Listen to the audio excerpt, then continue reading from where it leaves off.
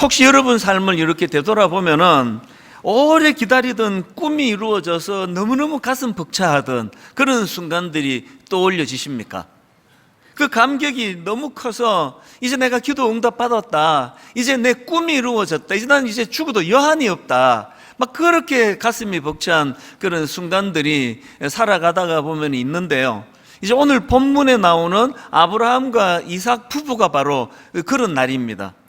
오래 기다리던, 참 꿈에도 소원이던 기도가 응답이 돼서 하나님이 아들을 주셨는데요, 그게 오늘 본문 창세기 21장 2절입니다.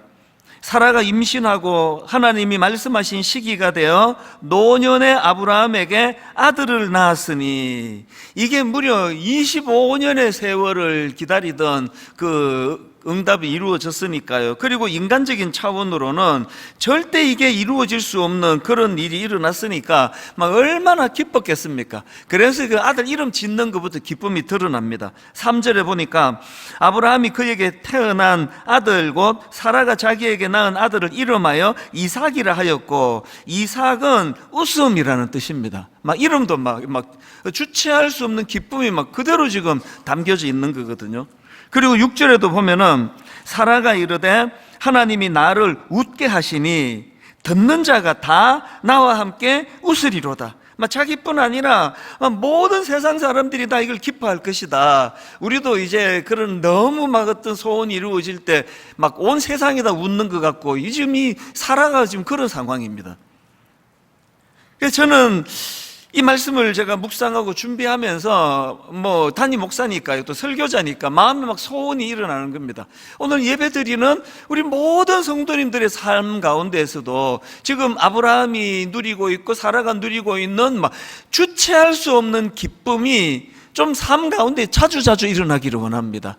그것이 내게 활력이 되고 그것이 내게 또 삶의 어떤 동력이 되게 하는 그 벅찬 기쁨, 그래서 제가 오늘 이런 마음의 그 소원을 가지고 이제 우리가 어떻게 하면은 이 기쁨이 삶 속에서 점점 더 확장되도록 할 수 있을 것인가, 그러니까 이런 것들을 이제 좀 살펴보기를 원하는데요. 그래서 제가 이제 우리 이 기쁨과 관련해서 이 뭐가 우리에게 확장이 될 때 기쁨도 확장될 수 있는가, 이걸 제가 묵상을 하다가 두 가지로 정리를 해봤습니다. 이 기쁨과 관련한 두 가지 확장, 첫 번째가 이겁니다. 우리 개인의 소원 성취에서 하나님 뜻의 성취로의 확장이 일어나야 된다는 거죠. 기쁨이 더 커지려면. 자, 이게 무슨 의미인지 제가 설명을 해드릴게요. 요셉을 제가 예를 들어서 설명을 해드리겠습니다. 최근에 저희 어머니가 우리 아들 찬수가 요셉 같은 인물 되게 해주시기 원합니다, 이 기도를 열심히 드렸다고 말씀을 드렸는데요, 매일마다 그렇게 기도하셨습니다.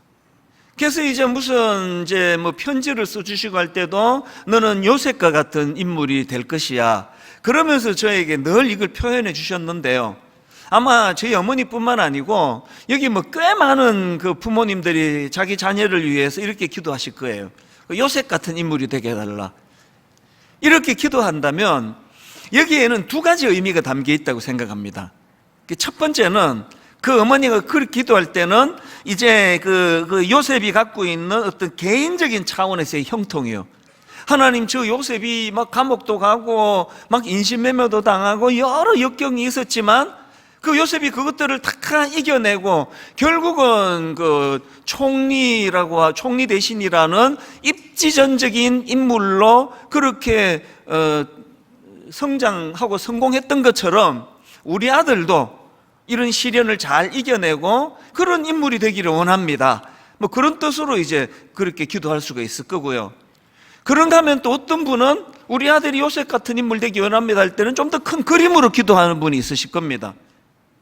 요셉이 그저 개인이 잘 풀리고 잘 살았다는 그런 차원이라기보다 이 하나님의 큰 역사의 줄거리 속에 그 하나님께 크게 쓰임받은 것처럼 우리 아들도 이렇게 쓰임받기 원합니다, 그런 뜻으로 그렇게 우리 아들이 요셉같이 되기 원합니다 기도하는 분이 있으실 텐데요, 사실은 요셉 자신이 이해하고 있는 그 자기 인생은 후자예요.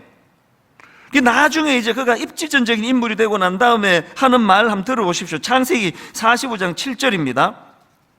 하나님이 큰 구원으로 당신들의 생명을 보존하고 당신들의 후손을 세상에 두시려고 나를 당신들보다 먼저 보내셨나니, 그 다음 보세요. 그런즉 나를 이리로 보낸 이는 당신들이 아니요 하나님이시라.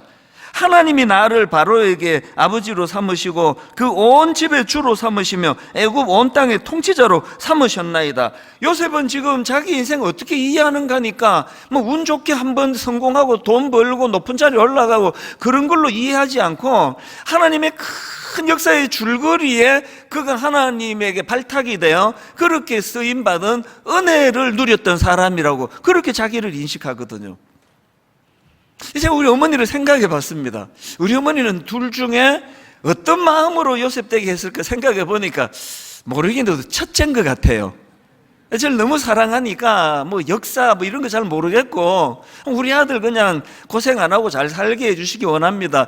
그런 마음으로 하시지 않았을까 제가 이렇게 추측하지만 이 말씀을 들으시는 어머니가 또 엄청 섭섭할지 모르죠. 뭐 이런 기도였던 저런 기도였던 우리의 기도가 확장이 돼야 돼요. 저 맨날 우리 아들 잘 살게 해주세요, 우리 딸 뭐 잘 살게 해주세요, 이렇게만 기도해갖고는 기쁨의 한계가 있다는 거예요. 이 기쁨이 확장이 되는데 내 개인이 잘 풀리고 잘 살고 높은 자리에 올라가고 이런 것보다도 큰 줄거리로 하나님의 역사와 하나님의 인도하심과 하나님이 주도하시는 그 일에 하나님은 우리를 동참하기를 원하시니까 거기에 잘 쓰임받는 그 길이 행복한 길이다. 그러니까 이렇게 우리가 생각을 좀 확장해야 된다는 거죠. 오늘 본문을 보는 우리 시각도 딱 두 갈래일 거예요. 오늘 본문에 결국은 기도 응답을 받고 결국은 하나님의 뜻이 성취돼 가지고 기뻐하는 이 아브라함과 사라를 보면서 이런 기도를 하는 분이 계실 겁니다. 묵상을 이렇게 하는 분이 계실 겁니다. 하나님, 저도 저거 이루어 주세요. 저도 지금 뭐 집을 하나 장만하려고 하는데 이렇게 돈 모으는 게 힘듭니까? 집 하나 장만할 수 있도록 아브라함에게 그렇게 인도해 주셨던 하나님, 저에게도 이루어 주시기 원합니다. 우리 아들 좋은 대학 보내주시기 원합니다. 아브라함에게도 하셨잖아요. 그리고 또 실제로 우리도 지금 아브라함 부부와 같이 아기를 기다립니다. 하나님, 우리 집에도 생명을 허락하여 주십시오. 뭐 이렇게 기도하시는 분이 계실 겁니다. 그건 나쁜 거 아닙니다. 그렇게 기도해야죠. 그런데 여러분, 제가 이제 우리 기쁨을 위해서 우리 생각이 확장돼야 된다 그랬잖아요. 이렇게 내 개인의 성공과 개인이 꿈꾸는 것을 응답받는 이런 차원으로도 본문을 우리가 살펴볼 수 있지만 조금 더 생각이 확장되기를 원하는 거죠. 어떻게 확장되기를 원합니까? 하나님께서는 아브라함을 부르실 때 그냥 너 내 잘 먹고 잘 살게 해줄게, 나 따라오는 게 네한테 유익할 거다, 이렇게 부르지 않으시고요, 하나님의 뜻이 있으셨습니다. 맨 먼저 아브라함을 부르실 때 하나님의 말씀이 창세기 12장 2절에 나옵니다. 이렇게 말씀하세요. 내가 너로 큰 민족을 이루고 너에게 복을 주어 내 이름을 창대하게 하리니 너는 복이 될지라. 그리고 3절에 가서 너는 복의 통로다. 그러니까 네가 복을 빌어주는 그 모든 사람들이 너로 말미암아 복을 받게 될 것이다. 하나님은 아브라함을 큰 그림으로 지금 그를 부르시거든요. 창세기 17장 5절도 마찬가지입니다. 여기서는 하나님이 이름을 바꾸게 해주세요. 계명을 합니다. 아브라함을. 이제 후로는 너의 이름을 아브라함이라 하지 아니하고 아브라함이라 하리니 이는 내가 너를 여러 민족의 아버지가 되게 함이니라. 하나님이 계명시켜 주신 아브라함이라는 이름은 열국의 조상이라는 뜻이에요. 그 이름을 바꾸어 주시는 하나님의 깊은 뜻이 어디든지 아시겠죠? 내가 얘를 부를 때 내 얘 잘 먹고 잘 살게 해줄 자신이 있어, 이렇게 부르신 게 아니라 큰 역사의 줄거리의 동력자로 부르셨다는 거죠. 그러니까 여러분, 이런 본문을 우리가 묵상할 때 그래서 우리도 아브라함처럼 복받게 해주세요, 우리도 아브라함처럼 아들 주세요, 우리도 아브라함처럼 소원 이루어지게 해주세요, 이렇게만 구하는 그 자리에서 우리의 생각과 하나님께 구하는 것이 더 확장이 돼야 돼. 이게 우리에게 기쁨을 가져다 준다는 겁니다. 종교학에서 보통 종교를 고등 종교와 하등 종교로 그렇게 나누어 설명하지 않습니까? 이 하등 종교일수록 그 신자들의 관심이 자기 자신에게 집중되는 특징이 있다는 거죠. 이 무속신앙이란 그런 거 아닙니까?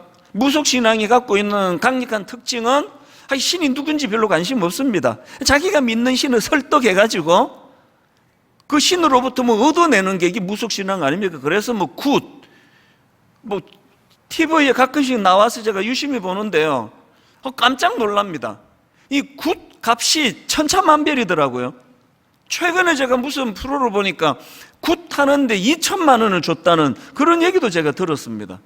왜? 신을 설득하기 위해서 정성을 들여야 된다. 또 무당들이 또 그렇게 얘기하더라고요. 온 정성을 다 기울여서 자기 신을 설득하고 그래서 2천만 원을 들여서 자기가 원하는 것을 얻어내는 게 이게 이 하등 종교의 특징입니다.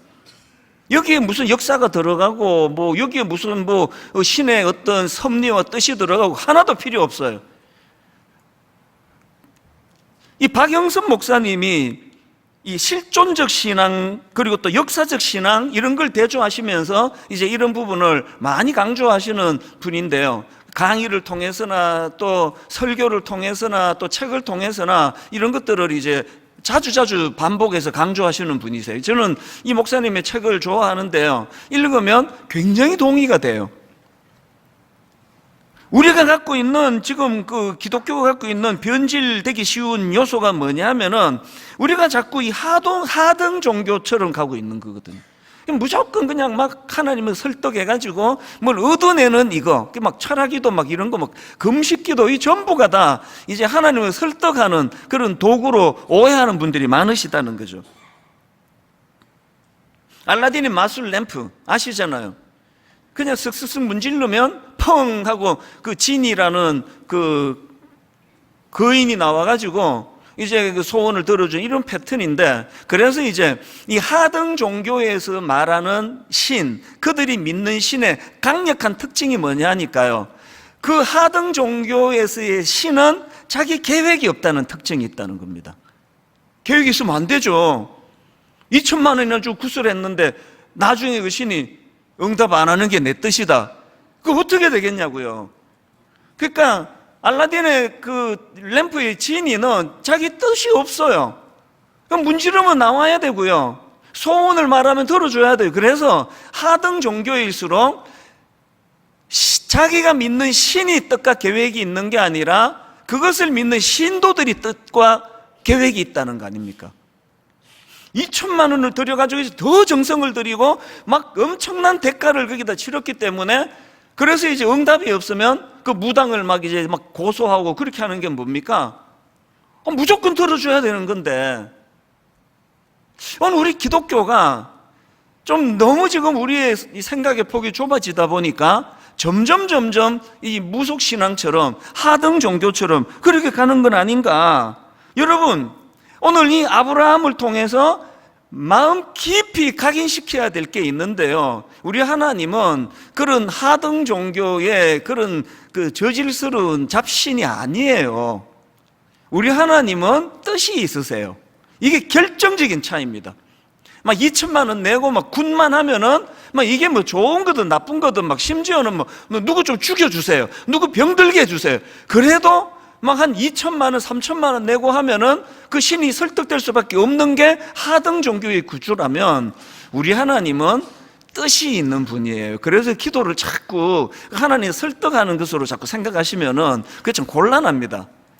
어떤 면에서는 우리의 이 갈급함을 하나님께 아뢰는 거는 그건 좋은 거지만요, 자꾸 하나님을 막 설득해가지고 내가 원하는 걸 얻어내는 도구로 그 기도로 그렇게 생각하시면 당분간 기도하지 마세요. 안 하는 게 훨씬 유익합니다. 기도라는 것은요, 뭘 전제로 합니까? 하나님의 뜻과 계획이 있다는 거죠. 그 하나님과 뜻과 계획에 기도를 통해서 우리가 그 하나님의 뜻과 계획을 잘 분별하고, 그리고 하나님은 역사를 주관하세요. 그리고 우리를 거기에 동참하기를 원하시는데 그 큰 그림을 그려나가려고 하는 게 그게 기도여야 한다는 거죠. 물론 우리의 연약함을 아시기 때문에 참 철없이 구하는 그런 기도도 나무라진 않으세요. 그러나 이게 좀 철이 들어가면은 기도도 점점 그 확장이 돼야 되는 거 아니겠습니까? 하나님은 뚜렷한 계획을 갖고 계신 신이세요. 아브라함을 부르실 때도 니 좋은 대로 해라. 어차피 내가 계획 없다. 그런 분이 아니시고요. 맨 처음 아브라함을 부르실 때 하나님 말씀을 보십시오. 창세기 12장 1절. 여호와께서 아브라함에게 이르시되 너는 너의 고향과 친척과 아버지의 집을 떠나 내가 뭐라 말씀하십니까? 너에게 보여줄 땅으로 가라. 계획이 있으세요. 아무데나 가라. 아닙니다. 하나님은 그런 하등 종교의 그런 저질 신이 아니십니다. 하나님은 뜻을 갖고 계세요. 하나님은 역사를 주관하세요. 큰 줄거리를 가지고 계세요. 그래서 저는요, 이런 차원에서 빌립보서 2장 13절을 굉장히 중요하게 생각합니다. 너희 안에서 행하시는 이는 하나님이시니, 그 다음 보세요. 뭘 위합니까? 자기의 기쁘신 뜻을 위하여. 하나님은 원하는 뜻이 있으세요. 자기의 기쁘신 뜻을 위하여 너희에게 소원을 두고 행하게 하시나니, 하나님은 하나님의 뜻이 있으세요. 그분의 계획이 있으세요. 그리고 믿는 우리가 그분의 뜻과 계획을 이해하고 그 뜻을 이루어가는 일에 우리가 쓰임받기를 원하세요. 기도를 반대로만 하고 있는 거 아닙니까? 이걸 너무나 잘했던 인물이 구약의 한나입니다. 한나도 아브라함 부부처럼 자식이 없어서 오래 참 그 서름을 이겨가면서 또 분인나라는 여종이 막 조롱하고 그래서 막 수모를 겪으면서 그렇게 하나님께 그 아들을 구했는데요. 중요한 한 가지 포인트를 한나에게서 우리가 배워야 됩니다. 한나가 그 아들을 얻는 과정에서 하나님께 드린 기도를 한번 보십시오. 사무엘상 1장 15절입니다. 한나가 대답하여 이르되 내 주여 그렇지 아니하니이다. 나는 마음이 슬픈 여자라. 포도주나 독주를 마신 것이 아니요. 그 다음 보세요. 여호와 앞에 내 심정을 통한 것뿐이오니. 지금 이거 한번 보세요. 한나가 생각하는 기도는 하나님께 자기 심정을 통하는 거예요. 내 이 아이가 없는 것 때문에 저 종이 나를 저렇게 나를 조롱하고 비웃고 내가 정말 이 문제 때문에 얼마나 고통하고 있는지 하나님 내 심정을 좀 통해 주시기 원합니다. 이 아픔을 하나님 좀 알아주시기 원합니다. 이 기도의 전제가 뭡니까? 막 굿하고 막 2천만 원 내고 해가지고 자기 원하는 걸 얻어내는 게 아니라 한나의 전제는 하나님의 뜻이 계시다는 거죠. 그 하나님의 뜻을 잘 모르겠지만 내 기도를 통해 내 심정을 하나님께 아뢰면서 하나님 나에게 이 소원이 이루어지기를 원합니다. 이게 기도예요. 그래서 하나님이 한나에게 응답을 주시잖아요. 그랬더니 무속신앙 같으면 후속 조치 없습니다. 2천만 원 내고 응답하면 끝이에요. 그래 끝. 그런데 한나는 기도 응답을 받고 나니까 또 기도를 해요. 이게 좀 우리가 잘 안 하는 거죠. 수능 전날까지 새벽에 막 본당이 꽉 차도록 모였다가 수능이 끝나는 그 다음 새벽부터 확 주는 이런 일을 하신 분은 회개하시기를 바라요. 무속신앙은 후속 조치가 없습니다. 그래 끝났는데요 뭐. 근데 한나는요 기도 응답 받고 또 기도를 합니다. 어떤 기도를 하는지 보세요. 사무엘상 2장 27절입니다. 이 아이를 위하여 내가 기도하였더니 내가 구하여 기도한 바를 여호와께서 내게 허락하신지라. 그러므로 나도 그를 여호와께 드리되 그의 평생을 여호와께 드리나이다. 잘 들어보세요. 한나는 아기가 없는 자기의 상황을 하나님께 아뢰일 때 아기를 구하기를 원했는데 하나님께 이 비통한 그 여종까지 자기를 조롱하는 이 비통한 자기의 심정을 하나님께 통하는 게 기도였어요. 그랬더니 하나님이 응답해 주셨어요. 그랬더니 이번에는 그 아들을 하나님께 드리겠다는 거죠. 왜 드립니까? 여러분 이 사무엘상이 기록된 이 시대 배경을 좀 아십니까? 상상하기 어려운 타락이 자행되던 시대거든요. 말로 다 할 수 없는 도대체 하나님 자녀라고는 도대체 눈 씻고 자녀답게 사는 사람은 찾아보기 어려운 타락의 시대를 살아가고 있는 그 시대에 한나가 하나님이 자기의 그 심정을 통해 주셨던 것처럼 한나도 그 시대를 향한 하나님의 비통한 마음을 통하고 있는 거예요. 우리 하나님이 이 시대를 놓고, 악한 시대를 놓고 거룩하고 순결한 지도자 찾아볼 수 없는 이 시대를 보시는 하나님의 탄식을 지금 통하고 있는 거예요. 그래서 얻는 것으로 끝나지 않고 하나님이 이 아들을 하나님께 드리겠습니다. 그렇게 배출된 인물이 위대한 아들 사무엘 아닙니까? 우리 자꾸 하등 종교로, 그래서 뭐 신이 누군지 뭐 관심 없고, 여러분 성경 죽으라고 안 읽잖아요. 뭐 시간 없고 그냥 막 기도해가지고 뭐 얻어내고, 뭐 2천만 원? 교회는 또 돈도 안 되잖아요. 뭐 금요 기도에 한 번 참석하는데 뭐 2천만 원씩 내야 된다 그러면 누가 오겠냐고요. 계속 우리가 이렇게 우리 하나님을 자꾸 초라하고 참 하등 종교의 신으로 몰고 가시면 안 됩니다. 다시 말씀드려요. 하나님은 뜻이 있으세요. 하나님은 그분의 뜻과 계획이 있으세요. 역사를 주관하세요. 그 하나님이 오늘도 우리를 동참하기를 원하세요. 그 하나님의 일에. 이런 차원으로 우리를 한번 돌아보셔야 됩니다. 그래서 여러분, 꿈 넘어 꿈, 이런 이야기 제가 얼마나 자주 합니까? 아들 주세요. 그래서 아들을 얻어내는 게 꿈이 이루어졌다 그래요. 그래서 한나가 이제 이 아들을 하나님 심정이 통하여서 이 악한 시대에 하나님을 위하여 이 아들을 내가 드리겠습니다. 이 꿈 넘어 꿈이에요. 왜 그렇게 응답받기를 원하세요? 여러분, 꿈 넘어 꿈이 있습니까? 여기 지금 임용고사 준비하고 계시는 우리 젊은 청년들이요, 왜 그렇게 초등학교 교사가 되기 원하세요? 중학교 교사 돼갖고 뭐 하시려고요? 연금도 나오고 뭐 월급도 잘 나오고 철밥통이니까요. 그런 분은 교사 안 하시면 좋겠습니다. 교사를 해야만 되는 꿈이 있는 분에게 꿈 넘어 꿈이 필요하죠. 그래서 하나님, 이제 저를 만나는 그 수많은 어린아이들이, 또 우리 초등학생이, 중학생이 저 같은 교사를 만남으로 해서 그 아이 인생이 바뀌어지는 일이 일어나기를 원합니다. 이게 꿈 넘어 꿈을 놓고 하는 기도예요. 제가 목사가 되는 게 우리 어머니 꿈이었다면 지금도 기도하세요. 99세 지금도 기도하세요. 우리 아들이 하나님을 두려워하고 정말 성도들을 사랑하고 위하는 그런 목사 되게 해달라고, 또 예전에는 우리 아들이 시시한 목사가 되지 않게 해달라고 그런 기도를 막 노골적으로 했어요. 이게 시시한데 저 사람? 그러시면 저한테 좀 오세요. 기도 제목을 제가 우리 어머니한테 전해드릴게요. 꿈 넘어 꿈이에요.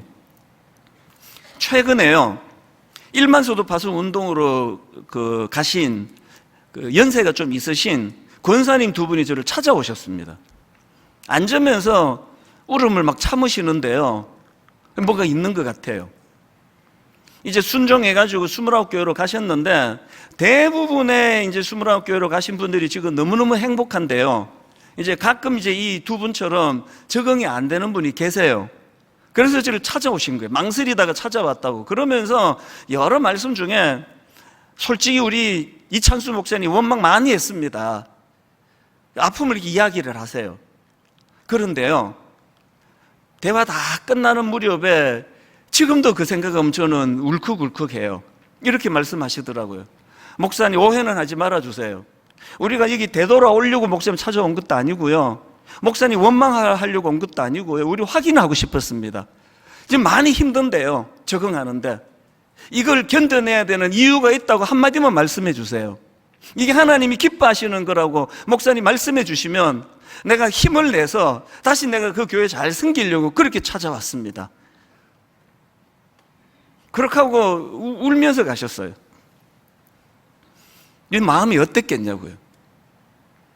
사실은요, 29교회나 지금 인근 작은 교회로 가신 분들도 다 지금 진통을 겪고 있지만, 남아있는 우리 성도들도 다 지금 진통 다 겪고 있습니다. 마음에 괴로움이 많으세요. 저도 너무 힘들어요.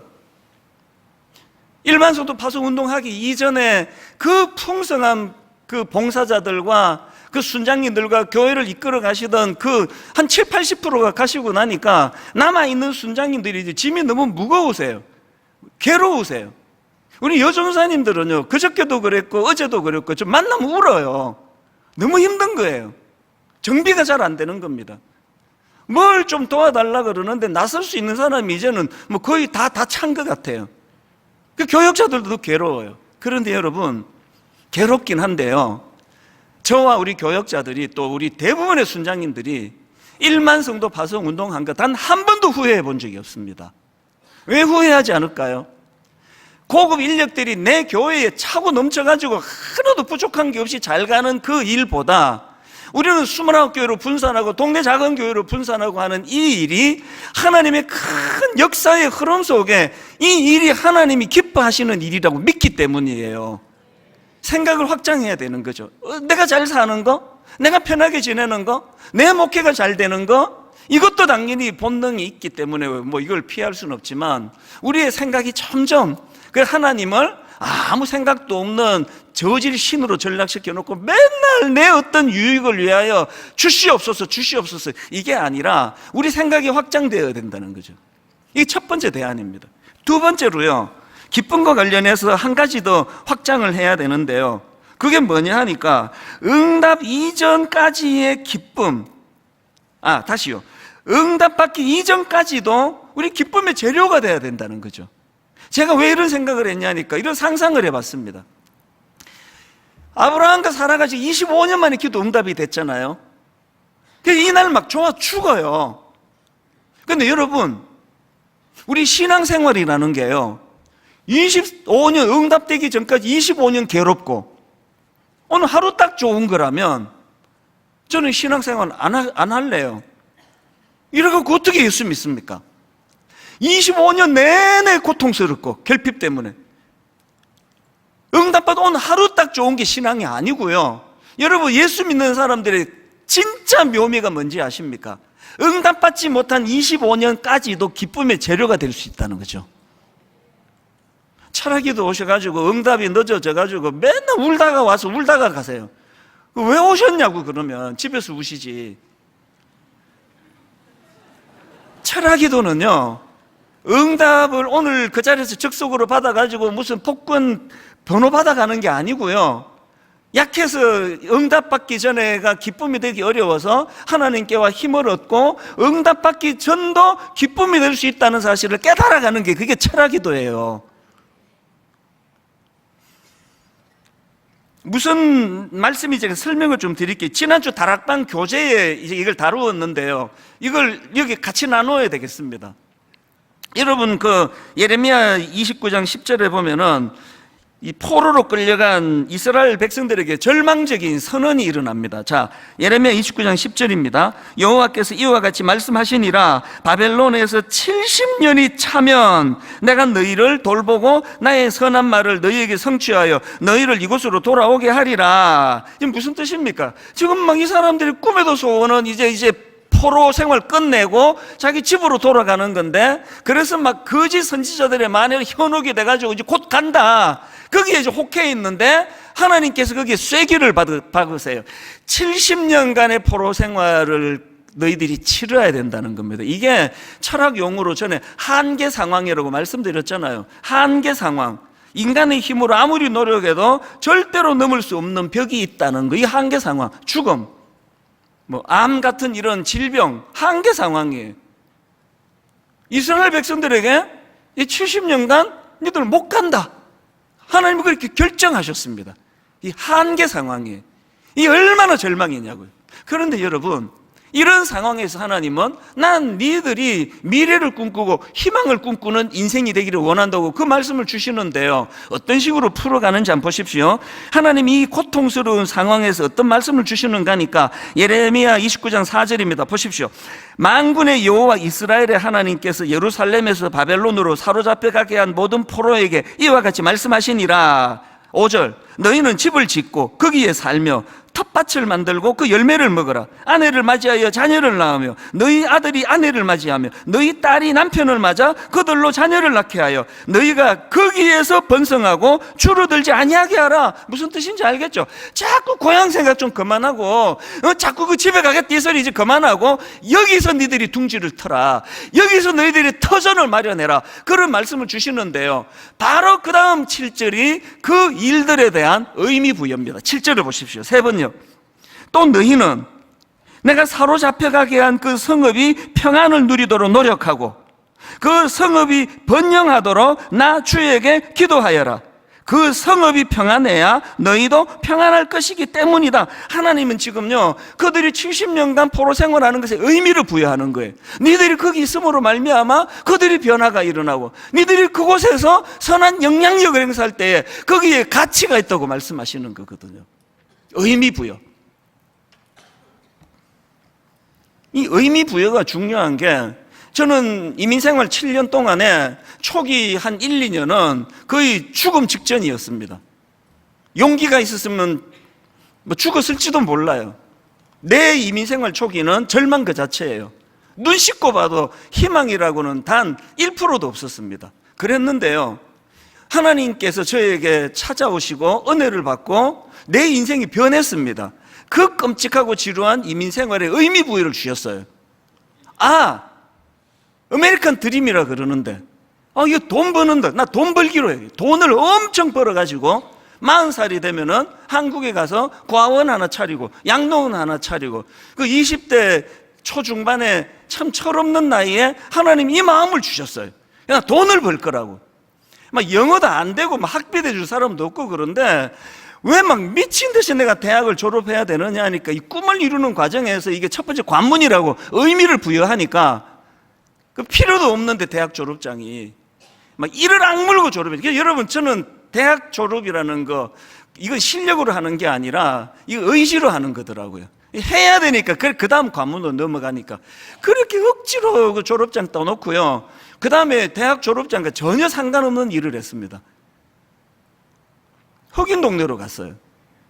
흑인 동네로 가서 자파가게 큰 도매점인데 흑인 한 사람하고 저하고 2인 1조가 돼가지고, 걔는 중학교도 안 나온 애예요. 대졸인 내가 같이 쓰레기통 치우고 변기 청소하고 물건 재고 조사하고 밑바닥부터 했거든요. 왜? 그래야 내가 나중에 나도 이거 차릴 거니까, 난 돈 벌어야 되니까. 그래서 여러분, 그 쓰레기, 대학 나온 사람이 그 흑인 한 명하고 쓰레기통 뒤지고 있는데 이게 하나도 안 창피했습니다. 왜 안 창피할까요? 의미 부여가 되니까. 나는 여기서 돈 벌을 거야, 돈. 그래서 나는 아메리칸 드림을 이루어서 40살에 한국에 가서 고아원 차릴 거야, 양로원 차릴 거야. 이거가요, 뭐 너무 크게 의미 부여하는지는 몰라도요, 내 인생에 하나님의 큰 역사의 줄거리에 쓰임 받기 위해서 저는 이렇게 했다 생각해요. 그랬더니 하나님이 방향을 확 바꾸셔가지고 30살에 10년이나 단축해서 목사가 되게 해서 분당 우리 교회를 통해서 제가 꿈꾸던 복지 사역 한 100배, 1000배 하나님이 키워주고 계시다고 저는 믿거든요. 의미 부여해요. 여러분, 여러분의 인생이 응답받아가지고 부자 되는 그 하루 행복하기 위하여 25년을 불행하게 보내는 건 하나님 뜻이 아닙니다. 그래서 응답받은 이후가 오늘 본문의 아브라함과 사라처럼 행복할 수 있다면, 응답받지 못한 25년도 행복할 수 있다는 사실을 기억하시기를 바랍니다.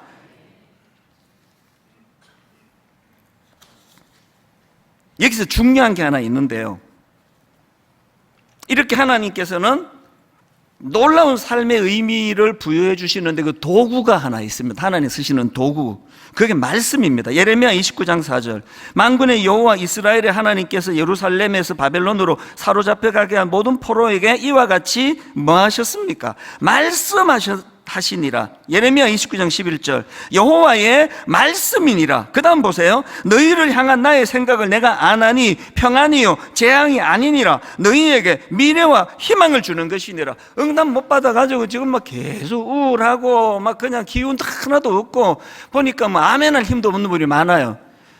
힘 빠져가지고 있는 분들 잘 들으세요. 여러분들이 지금 말씀이 지금 공급이 안 돼서 그래요. 하나님은 여러분에게 지금 평안이요 재앙이 아니니라, 너희에게 미래와 희망을 주는 것이니라, 이걸 말씀을 통해 선포하고 계시거든요. 오늘 본문에 아브라함도 똑같습니다. 오늘 본문 창세기 21장 1절을 보십시오. 여호와께서 말씀대로 사라를 돌보셨고 또 여호와께서 말씀하신 대로 사라에게 행하셨으므로 사라가 임신하고 하나님이 말씀하신 시기가 되어 노년의 아브라함에게 아들을 낳으니 그래서 여러분, 우리 기독교는 말씀의 종교예요. 한 구절 묵상. 이제 오늘 7월 2일이니까요 6월 달까지 안 한 거 다 용서해 드릴게요. 오늘부터 또 하자고요. 말씀의 종교예요. 약속의 말씀이 있어야 이게 재앙이 아니고 이게 희망이셨구나. 요셉이 지금 감옥에 처박혀 있는데, 지금 성추행범으로 바울이 지금 너무 억울하게 지금 감옥에 처박혀 있는데, 바울에게, 요셉에게 감옥은 절망이 아니에요. 그 희망이에요. 추억의 장소입니다. 어떻게 가능했냐고요? 창세기에서 말씀하시잖아요. 요셉이 감옥에 가 있는데 그게 형통이다. 왜 형통이냐? 말씀이 공급이 되는데. 바울이 감옥에 갇혀 있는데 그 악한 것들이, 적들이 바울을 감옥에 묶어 두는 것까지는 할 수 있는데 그 이상은 못해요. 감옥에서 막 찬양하고 막 밤새 가지고 막 부흥회 막 해버리고 이러고 막 옥문이 열리고. 제가 오늘 설교 제목을요, 꿈이 이루어지기 이전의 행복, 이렇게 잡았는데 주보에다가 한 3번 바꾸고 이게 4번째인가 3번째인가, 난 이놈이 제일 마음에 들어. 이 제목이 꿈이 이루어지기 이전의 행복. 꿈이 이루어지기 이전의 행복을 가지려면 2가지를 하셔야 돼요. 하나님은 꿈이 이루어지기 전에도 행복하기를 원하시는데, 그러시려면 첫째, 오늘 아브라함과 사라가 확인했던 약속하시면 약속을 지키시는 하나님을 믿으시면 돼요. 이 하루만 행복한 사람은 25년 불신앙에 빠져가지고 못 믿어 하나님이 난 절대로 안 믿어져, 그러다가 하루 행복한 사람이에요. 근데 당겨서 믿는 거예요. 하나님은 반드시 약속을 지키시는 분이다. 이찬수 목사님이 그렇다 하더라. 자기가 목경한 사람은 저라도 좀 믿어주세요. 하나님 약속을 지키시는 분이다. 이걸 우리가 확신하는 게. 2번째는 이거나 저거나 말씀이 들려야 돼요. 말씀이. 기독교는 말씀의 종교예요. 하나님 말씀하시거든요. 다시, 이거 지난주 괜히 나눠줬어. 오늘 나눠주고 흔들어 보라고 그래서 되는데. 한 구절 묵상입니다. 말씀을 여러분 가까이 하지 않고는 이 상황이, 지금 누명서 감옥에 있는 이 상황이 절대 이게 축복이라고 말할 수가 없습니다. 그를 시야가 안 떠여져요. 결론을 저는 오늘 이렇게 맺기 원합니다. 여러분, 오늘 긴 25년의 세월을 보내고 계시는 분 얼마나 힘드세요. 지금 아들을 방황하고 있는 그 아들을 놓고 오래 참 눈물로 기도를 하는데 이 돌아올 것 같지가 않은 이런 25년을 보내고 있는 분, 그게 남편일 수 있고 그게 또 아내일 수 있고, 어떤 참 지루하게 응답되지 않은 어떤 문제로 괴로워하고 계신 어떤 여러분들 너무너무 수고하셨고요. 잘하고 계세요. 그런데 여러분, 이제 여러분의 의지와 여러분의 힘으로는 한계가 됐다고 생각하신다면 이제는 말씀을 받으셔야 돼요. 그러니까 하나님께서 내 본심은 니들이 이렇게 비참해지는 게 아니야. 그래서 25년 응답받지 못한 25년 내내 이것도 내게 기쁨이 되고 행복이 되게 하려면 약속을 지키시는 하나님을 신뢰해버리는 거죠. 그 하나님을 믿어버리는 거죠. 그리고 그 하나님이 주시는 말씀에 우리가 귀를 기울이는 겁니다. 오늘 그 설교 후 찬양을 저는 하나님의 부르심이라는 이 찬양으로 전했는데, 이 찬양은 우리 지금 그 찬양 인도를 은혜롭게 하고 계시는 이동선 전사님이 그 피아 워십이라는 참 젊은 사람들 다 알아요. 이 은혜로운 찬양팀을 지금 이끌고 있는데요, 이 피아 워십에서 주로 보급하고 공급하고 그런 찬양입니다. 가사가 이래요. 하나님의 부르심에는 후회하심이 없네. 내가 이 자리에 선 것도 주의 부르심이라. 후렴, 날 부르신 뜻 내 생각보다 크고 날 향한 계획 나의 지혜로 측량 못하나 가장 좋은 길로 가장 완전한 길로 오늘도 날 이끄신 믿네. 이 가사 안에 신학이 다 들어있습니다. 우리 하나님은 그 하등 종교의 저질 신이 아니에요. 뜻도 없고 계획도 없고 2천만 원 주고 굿하면은 이것도 네 마음대로 해라, 저것도 내 마음대로 하시는 분 아니에요. 하나님은 뜻이 있으세요. 하나님은 역사로 일하고 계세요. 거기에 우리를 참여하고 동참하기를 원하십니다. 그게 바로 이 찬양 안에 녹아 있습니다. 우리 같이 한번 이 찬양 가사를 생각하며 불러보기 원합니다. 하나님의 부르심에는 후회하심이 없네. 내가 이 자리에 선 것도 주의 부르심이라. 하나님의 부르심에는 결코 실수가 없네. 나를 부르신 하나님의 신실하심을 믿네. 우리 다시 한번 이렇게 노래합니다. 하나님의 부르심에는 후회하심이 없네. 내가 이 자리에 선 것도 주의 부르심이라. 하나님의 부르심에는 기억하십시오. 결코 실수가 없네. 나를 부르신 하나님의 신실하심을 믿네. 여러분 이렇게 선포하기 원합니다.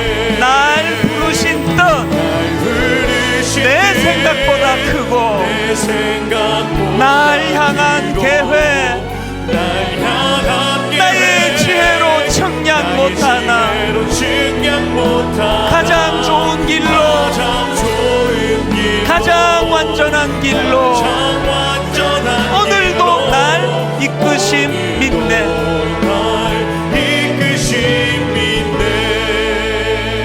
여러분 우리 행복은요 상황이 아니에요.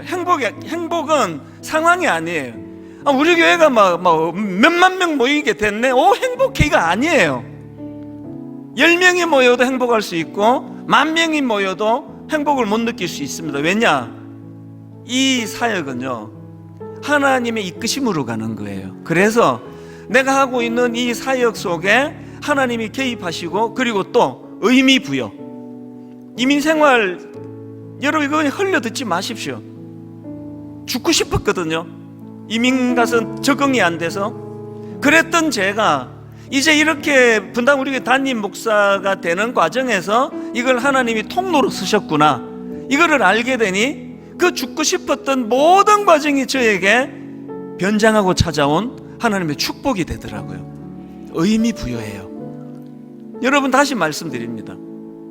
예수 믿는 게 25년 고생하고 25년 죽고 싶고 하루 행복하다면 그런 종교는 때리쳐야 돼요. 뭡니까 이게? 우리가 믿는 하나님은 그런 하나님 아니에요. 25년에도 의미 부여를 해주세요. 말씀을 주세요. 그래서 그 긴 끔찍한 포로 생활이 의미 부여가 이루어져서 가치 있는 삶을 살도록 말씀을 주세요. 그게 말씀입니다. 가사를 다시 한번 생각하며 찬양할 때 아까 말씀드렸던 참 어떤 자녀가 오래 방황하고 있는 문제, 경제적으로 너무나 오래 지금 힘들고 어려운 상황에 있는 문제, 건강을 다쳐서 마음의 두려움을 가지고 있는 문제, 그 어떤 우리가 해결할 수 없는 문제를 가지고도 오히려 그 두려움이 내게 행복의 재료가 될 수 있다는 것, 응답받지 못한 25년도 하나님 은혜로 행복해지기를, 저는 여러분이 그렇게 행복해지기를 원합니다. 우리 가사를 다시 한번 진지하게 생각하고 돌아보면서 우리 이렇게 찬양합니다. 하나님의 부르심에는 후회하심이 없네. 하나님의 부르심에는 후회하심이 없네. 내가 이 자리에 선 것도 주의 부르심이라. 하나님의 부르심에는 결코 실수가 없네. 의미 부여. 나를 부르신 하나님의 신실하심을 믿네. 하나님의 신실하심을 날 부르신 뜻 내 생각보다 크고 날 향한 계획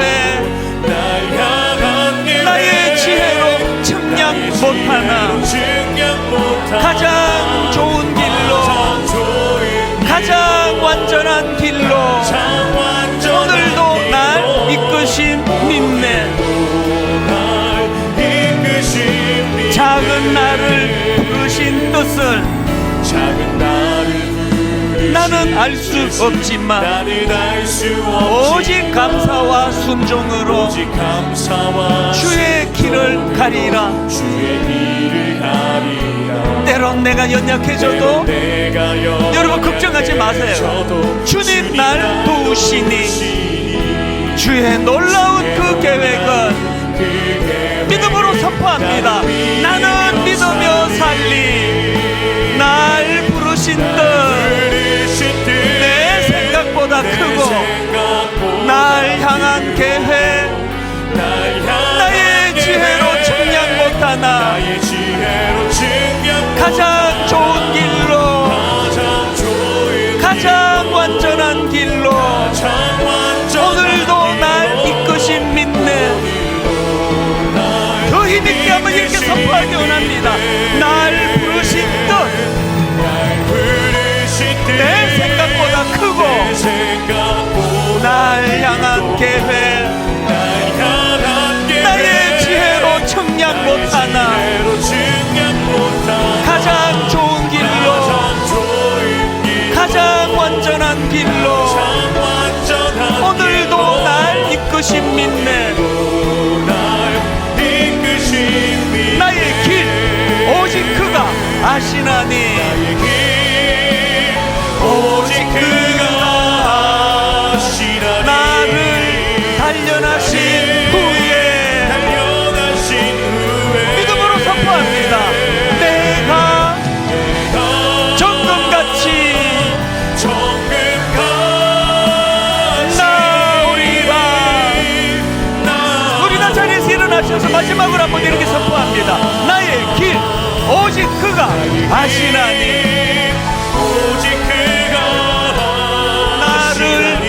단련하신 후에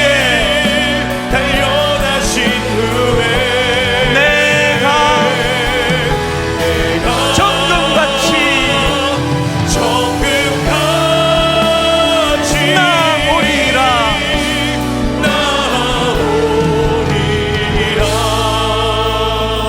다시 말씀드리는데요, 저는 여러분이 응답받은 이 하루 행복하고 25년 불행하고 원하지 않습니다. 응답받지 못한 25년이 이것이 여러분에게 말로 다 할 수 없는 하나님 주시는 확신, 하나님 주시는 기쁨, 감옥에 갇혔어도 이것이 오랜 사도 바울의 추억이 될 수 있었다고 한다면 여러분 25년도 행복하기를 원합니다. 이게 하나님 아버지의 뜻이에요. 오늘 주신 말씀을 마음에 담고 하나님 우리가 자꾸 예수 믿는 것이 자꾸 하등 종교처럼 그저 하나님이란 존재는 관심이 없고 그저 하나님 아무 뜻도 없고 계획도 없고 내가 무조건 구하면 무조건 응답해 주셔야 되는 그런 신으로 우리가 하나님을, 그건 너무너무 하나님 앞에 죄송한 일이에요. 회개할 일입니다. 하나님은 뜻을 갖고 계세요. 그 뜻에 우리가 순종해 가면서 아버지 점점 내 생각이 큰 그림 안에 이루어지기를 원합니다. 각자에게 주신 말씀 붙잡고 이 시간 통성으로 한 목소리로 같이 기도하시겠습니다. 살아계신 하나님 아버지, 오늘 우리 함께 모여 주님 앞에 예배합니다. 오늘 하나님 아버지 우리가 하나님 앞에 예배하는 것은 하나님은 역사의 주인이시기 때문입니다. 하나님의 역사를 주관하시는 나의 하나님이십니다. 오늘도 뜻이 있으시고 계획이 있으십니다. 그 하나님의 뜻과 계획을 우리 마음에 담고 하나님 아버지 우리가 하나님의 이끄신 대로 순종하며 나가기를 원합니다. 하나님 아브라함이 기도하고 너무나 힘들어 춤을 추며 행복을 주며 나아가고 있다고 한다면 하나님 응답받지 못한 25년의 세월도 하나님 안에서 의미가 부여되고 이것이 세상의 자녀가 될 수 있다는 걸 깨닫게 해주시기 감사합니다. 하나님 우리가 하나님 앞에 한번 더 우리 삶을 돌아보게 주시옵시고 하나님 아버지 응답받지 못한 그 미래의 삶을 쫓아 하나님 너무나 부르시네 믿음으로 순종하고 응답하는 나라이시 우리 모두가 될 수 있도록 인도하여 주시옵소서. 우리를 향한 주님의 그 신뢰가 아버지 우리가 신뢰하며 우리가 그 자리에서 우리가 지원의 그 자리에서 믿음으로 응답받지 못한 질문이 점점 길어지기 때문에 살아갈 수 있도록 인도하여 주시옵소서. 기도의 자리로 나아가기를 원합니다. 하나님의 말씀에 귀를 기울이기 원합니다. 하나님의 말씀에 반응하기를 원합니다.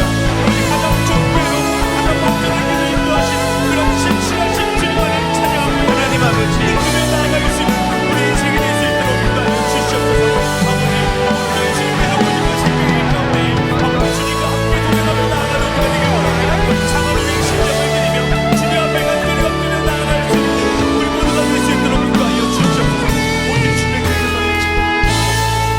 살아계신 하나님 아버지, 우리 하나님은 뜻이 있으시고 우리 하나님은 역사를 따라 일하기를 원하시고 거기에 우리가 동참하기를 원하십니다. 하나님을 그 초라한 하등 종교의 그 초라한 잡신으로 우리가 치부하지 않기를 원합니다. 오늘도 하나님은 역사를 주관하시고 우리를 운행하시는 하나님이시기 때문에, 하나님께서는 늘 우리 삶에 의미를 부여해 주시는 하나님이시기 때문에 응답받은 이 하루도 기쁘지만 응답받지 못한 그 긴 세월도 하나님 과정에 거기에 하나님의 뜻이, 또 하나님이 부여해 주시는 의미 부여가 들어가기를 원합니다. 그래서 하나님, 꿈이 이루어지기 이전에도 행복하기를 원합니다. 꿈이 이루어지기 이전에도 이게 다 그 쓰잘데없어 내버려야 되는 시간들이 아니라 그 가슴 아픈 눈물을 짓는 그 시간조차도 우리들 삶에 너무나 소중한, 참 주님이 주시는 의미가 부여되는 시간이 되도록 인도하여 주시옵소서. 오랫동안 실험하며 눈물 흘리며 주님 앞에 응답을 구하는 많은 우리 성도님들이 있습니다. 사랑하는 자녀가 빨리 돌아와야 되는데 정신을 차리지 못하는 그 아픔을 지켜봐야 되는 그 부모들에게 하나님, 그 과정에 하나님이 어떻게 세밀하게 일하시는지를 영안을 열고 볼 수 있기를 원합니다. 육신의 질병을 만나 너무 당황하고 우리 힘으로 어떻게 할 수 없는 한계 상황에 부닥쳐 눈물 짓고 있는 성도님들이 계시다면 오늘 이 시간 하나님 세미한 음성으로 말씀하여 주시기 원합니다. 내가 너에게 주고자 하는 것은 재앙이 아니라 나는 네가 행복하기를 원한다. 이 일을 통해서도 하나님의 뜻과 계획이 멋지고 아름답게 펼쳐져 나갈 것이라고 말씀하여 주시옵소서. 이 모양 저 모양 오래 실험하고 있는 어떤 문제를 가지고 그 25년의 세월을 견디고 있는 수많은 성도님들에게 하나님 한 말씀만 하여 주시옵소서. 그 인내와 애씀과 수고를 내가 다 안다고, 그거 하나도 버릴 것이 없게 될 것을 네가 알게 될 것이라고.